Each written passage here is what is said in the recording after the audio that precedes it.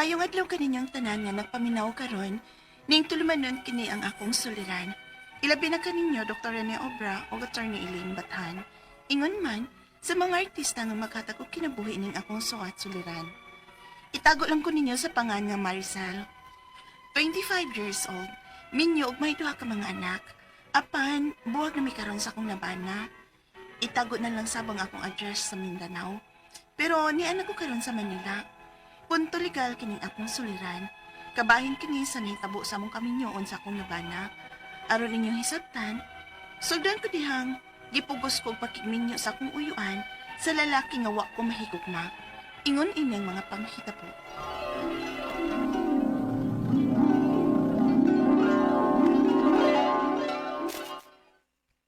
Ha? Say ako minyo antiyo? Di ko oy. Mong kani ko makailana niya.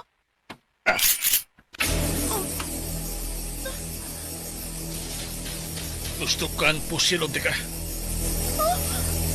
Unsa gud ni tiyo? Ma! Wa ka na mahimo pa. Ug wa'y mahimo ka ng imong inahan.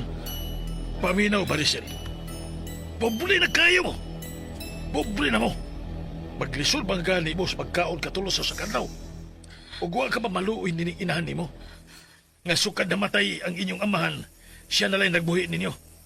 O pag matuod yan ha, daghan og huwam ning inyong inahan ako. Ug maula kini ang paagi nga makabayad mo sa inyong utang diri nako. Pero... Walay pero.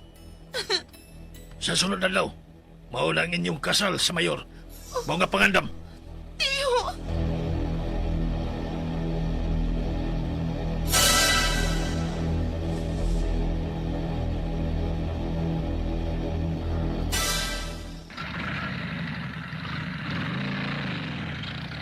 Tuan na sila, Maricel. Anong isugot man nga, ma? Wa ko musugot. Pero ako matingog ganina. Tungod kay nahadlok ko. Daan na kong gihudlat sa imong uyuan. Gibaligya ka ko ni Tiyo atong tawhana, ma. Pero murag, butaan nun man sab siya, dili ba? Halos dili man gani mo tingog. Si Tiyo ra nimo ang nagsigi og sulti. Pero ako may gugma niya, ma. Ako makaila niya. Dili mi uyab. Usan man na mo pagminyo, anak, be. Pwede ba guming magminyo nga dili man mi uyab? Wa na tay mahimo ni anak Maricel. Sa ato pa. Masugot na lang yun ka mga maminyo ko. Bisag dili pa po gusto. Maricel. Ma, hindi ko maging minyo atong tawana, ma. Dili ko!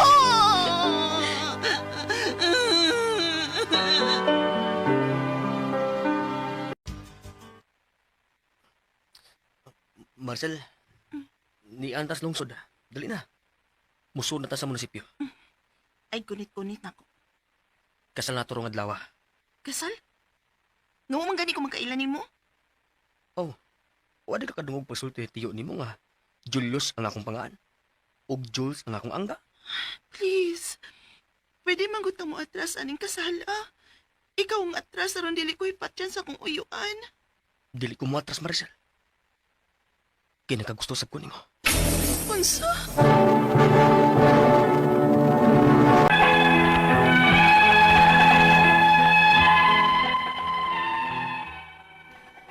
Mag-18 years old pa lang ko dihang gikasal ko.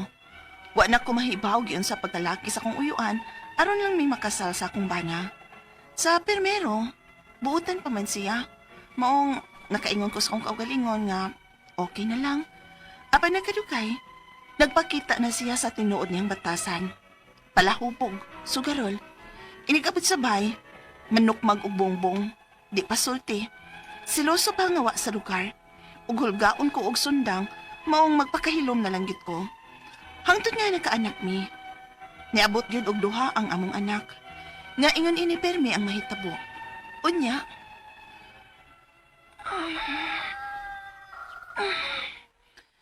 Buntag naman di ay. Wa man si Jules din sa mga kanan. Nga sa ato pa. Wa siya mauli.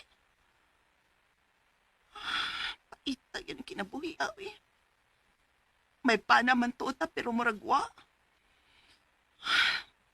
Hubog na sa itong mauli ron, gikang nabuntag kag inom uban siya mga barkada. Muhinahinay na lang kong lihok. Magluto ko. Manlaba bisag bag-o pa kong nanganak.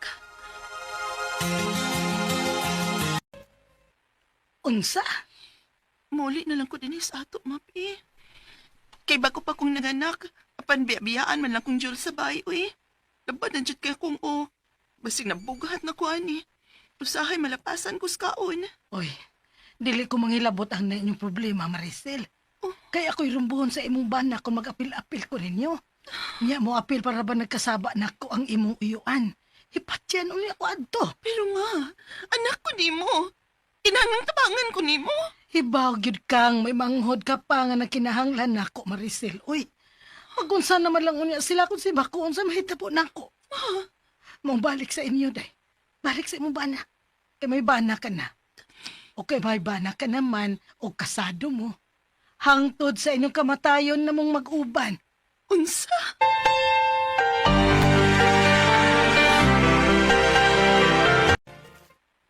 Di man ka. Dito sa ilang mama. Nagunahon na kang layasan ko? Ayaw dyan nagbuhata, Maricel. Kaya kung mulayas ka, gukdon yung ka, bisan asa ka pa. Magmaahay ka lang nga. Panungang na dito!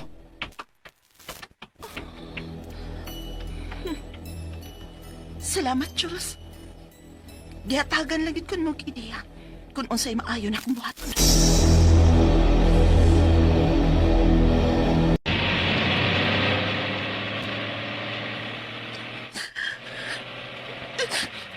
Pasalo ako mga anak ko. Walang kiniyang nahuna-hunaan akong payong pagi. Dili na ko makaanto sa inyong amahan. Di ko gusto mamatayog sa'yo. Ang ako cellphone. Si Jules ang nanawag. Naibaw na siguro ni siya ngawat na ko sa among bahay. I-off ko na akong cellphone o ilabay ko na akong simpak.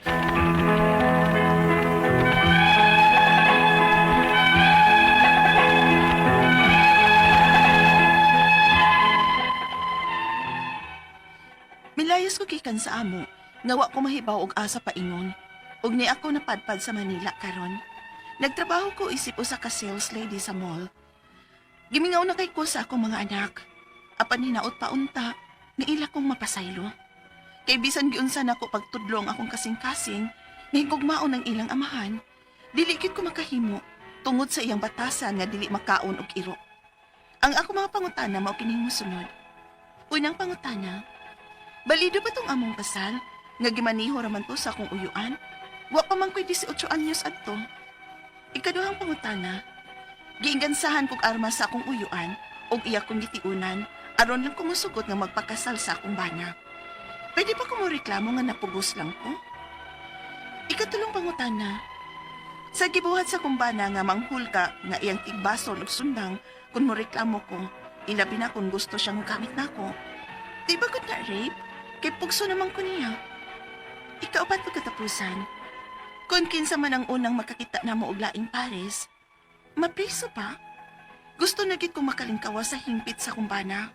Unsa may akong buhaton? Palihog, tabangi at tambagi ko, kini ang akong suliran, Maricel. Maayong adlaw mga suking tigpaminaw kini si Attorney Elaine Bathanog.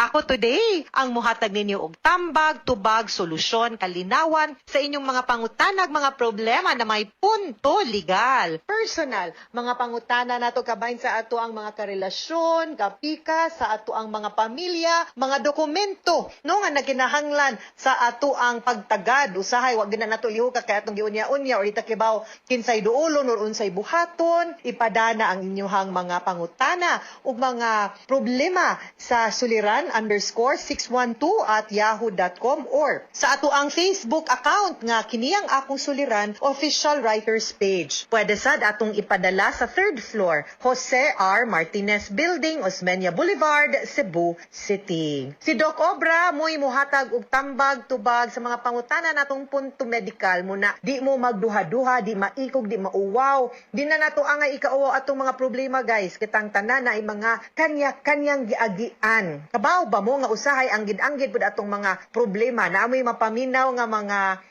suliran no or episode in a day sa inyong pagpaminaw nga hala pari-pariha manis akong giagian or hala inanion lang di ay nako. So meaning to say ang kanang inyong problema nga gipada diri sa amua dili ra kamo ang makakuhag tambag ana pero magrasyahan pud ang ubang tao tungod kay naminaw man sad sila sa ato ang programa, di ba? So punto legal ta karong adlaw ang ato ang letter sender kay si Maricel, 25 years old og iyahan ning gipada ato ayahang suwat sa kiniyang akong suliran official writers page. Shout out di ay guys sa tanang mga mag-like ug mag-follow sa ato ang kiniyang akong suliran official writers page. Thank you po kayo sa mga nag-like ug nag-follow sa ako ang Facebook page di ay guys ha. Maglisod jud kog tubag ninyo but thank you for liking and following my Facebook page. Okay, atong napaminaw sa ato ang drama kaganina guys nga si Maricel minyo duha ni ilahang anak pero gabuwag na ni sila sa iyahang bana. Naani si Maricel sa Manila unya mura manggunig nahitabo ba nga pinugos shotgun ang ilahang wedding. Kana iming tag shotgun gani nga wedding guys. Kana ganing wata musugot, wata muuyon nga ilaha lang yung gi-arrange ang ilahang kaminyoon no gipugos mo na gingong shotgun. Kay moingon man gani tag aido dapat seryoso gyud unya kinasing-kasing voluntary gyud no. So dili gyud kay mo man niyang ingon no di man gyud niya matudloan ang iyahang kasing-kasing sa paghigugma sa amahan anang iyahang mga anak pero nakaduha silang anak na maski pag wa gyud niya nahigugma pero sige lang no una niyang pangutana balido ba tong ilahang kunong kasal kay pinugos lagi so gimaniho sa iyahang uyuan nga wa pa siya'y 18 years old. So ang nahitabo ani is dili pa siya of legal age. Now, ang atuang family code nga maoy balaod kabahin sa atuang mga requirement para mahimong balido ang atuang pagminyo. Nag-ingon gyud una gyud sa tanan aside sa babae laki ra ang pwede magminyo, dapat of legal age. Unsa maning legal age? 18 years old and above. Gani kung above 18 unya 21 pa, dapat gani nga naay parents consent, dili lang basta-basta ng 18 years old. So, kato nga gimaniobra na makakta sa ato ang edad, ma-question gyud na ang katong imong kasal ug makaingon gyud ta nga dili gyud to valid ang inyuhang kasal. Maricel, kay wa pa man kasaktong pangidaron, di pa man ka 18. Plus, bakak pag gyud ang imong edad, dili pag gyud sakto ha. Ikaduhang pangutana, giingnan ko sa gigansahan kuno siyag armas sa iyahang uyuan ug iya kong gitiunan at tinuod gid ni pagka shotgun wedding gitiunan ko aron lang ko musugot nga magpakasal sa akong bana. Pwede ba kong moreklamo nga napugos lang ko? Pwede gina natong mahimong basihan. So aside from the fact nga kuwang kas pangidaron adtong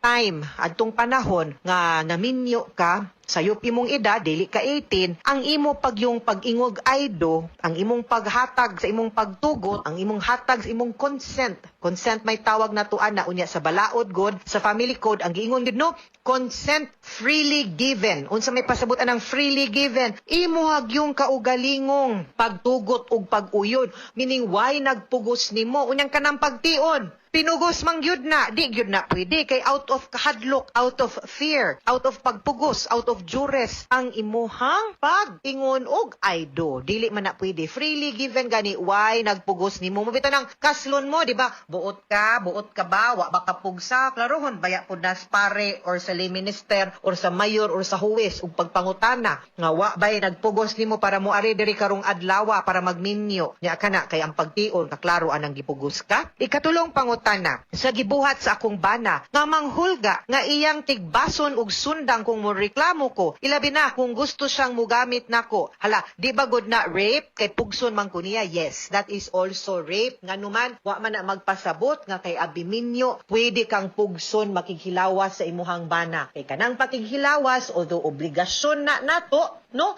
as husband and wife apil man na sa ato ang mga marital obligations dili sad na nato pwedeng ipamugos no kay di pod na pwede nga although of course obligation lagi na nato pero di gyud pod kung dili pod gusto di pod nato pwedeng ipugos ug ganahan ta paabot lang pod tagamay or lambing-lambingi lang pod naggamay pero di gyud pwede nga atong tiunan or iagig pwersa kay naa sad tay giingon nga marital rape. Kay ang kanang pagpakighilawas nga dili gyud consensual, pinugos, pinwersa is still rape. Maski pagminyo mo. Okay? Ikaupat, ug katapusang pangutana, kung kinsa man ang unang makakita namo og laing pares, mapriso ba? Gusto nagyud kong makalingkawas sa hingpit sa akong bana. Unsa may akong buhaton? Ang solusyon, anak Maricel, dili ang pagpangitag lain. Kay maski pag naay depekto or depektoso ang imuhang kaminyoon, dili na automatic nga null and void ang imong kasal. Ang solusyon para makagawas ka sa imong kaminyoon is magpa-anal ka. Ideklarar sa korte